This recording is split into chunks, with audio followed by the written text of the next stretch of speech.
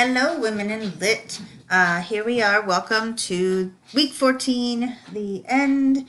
And you've probably seen by now the last little module thing I put on here, April 20th to May 1st. It has everything that's left to do, which isn't too much.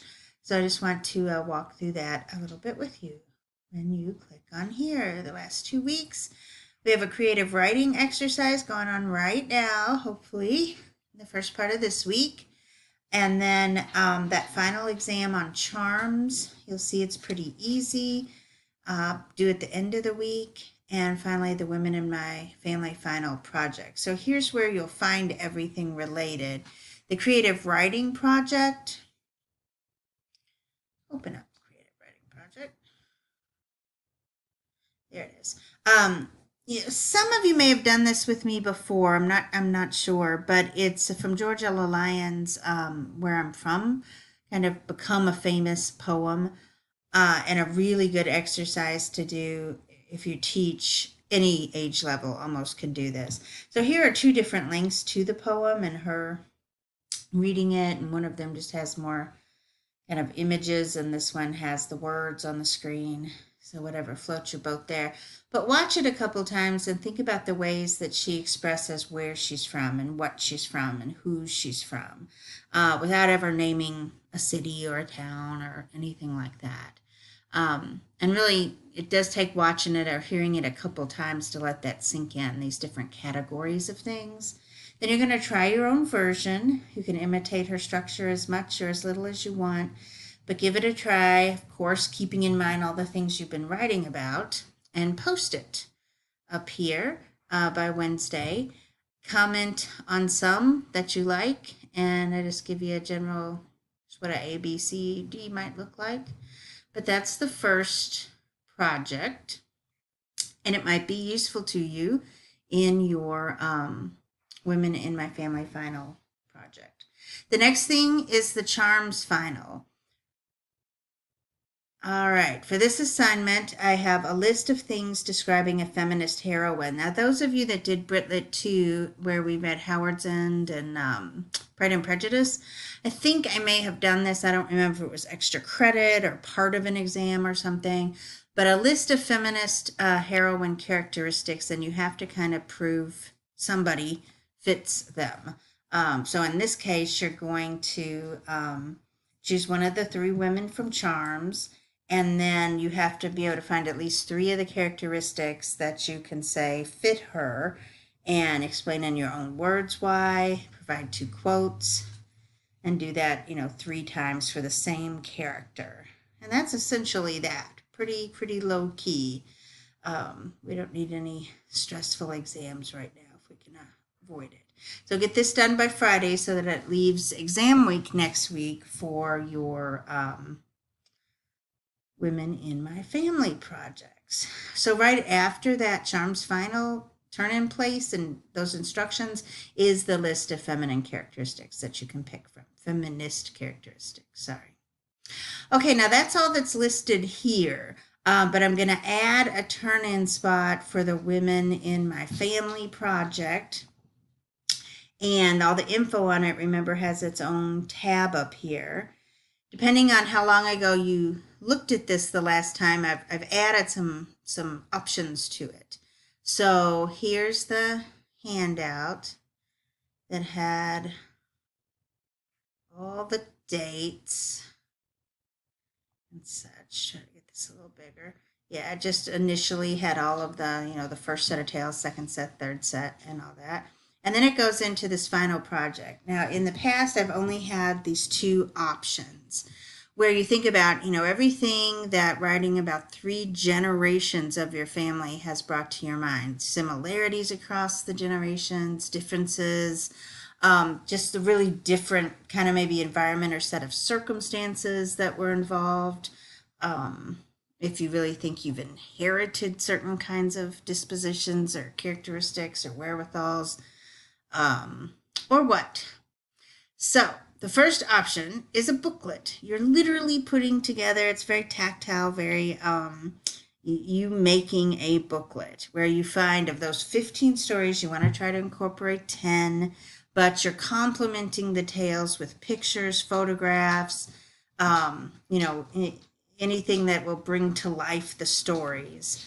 And you have to have some kind of organization. It can't just be story, story, story, story, story, with no sense that we're moving, in a direction in time. Are we moving forward? Are we moving backward? Are we doing stories of resilience and then stories of defeat? Are we, do you have to write some little transition at the top of a page to explain a move?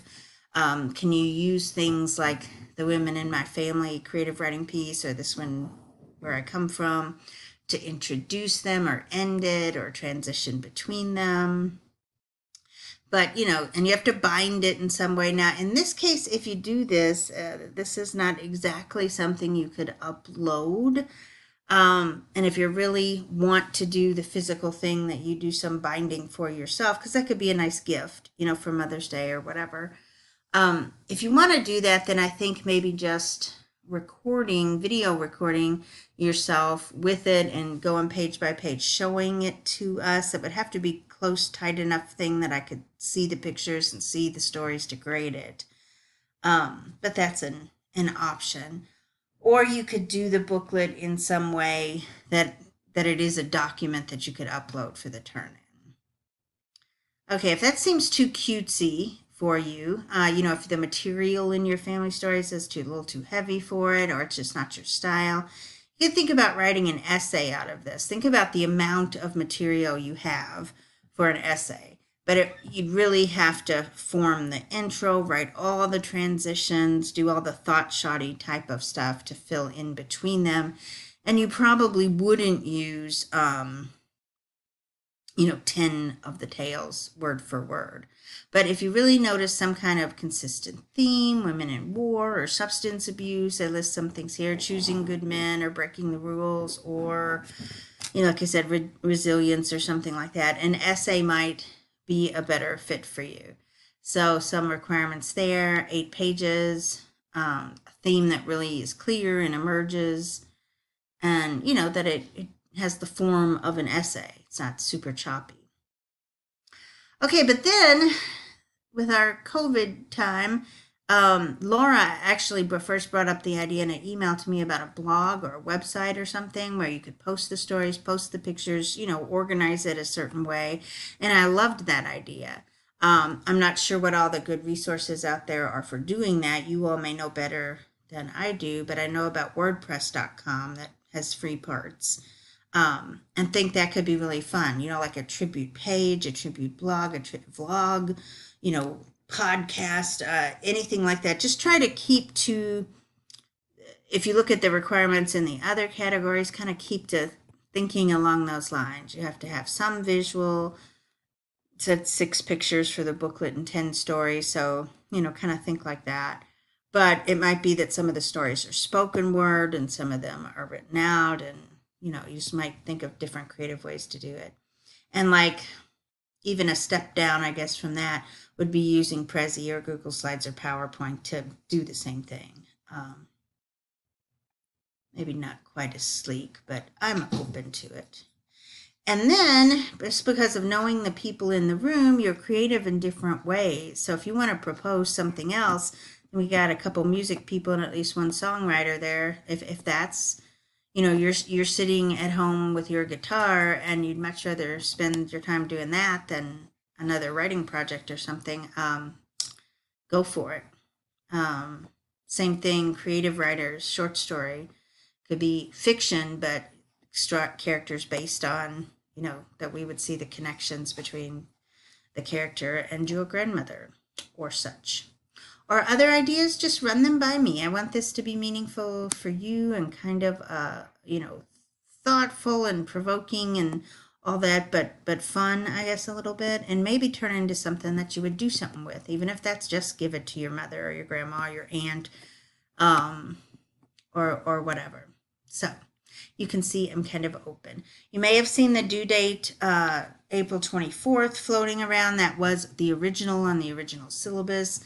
But because we're just kind of getting to this point a little bit later, and I want to give you as much time as possible, take until Friday, May 1st.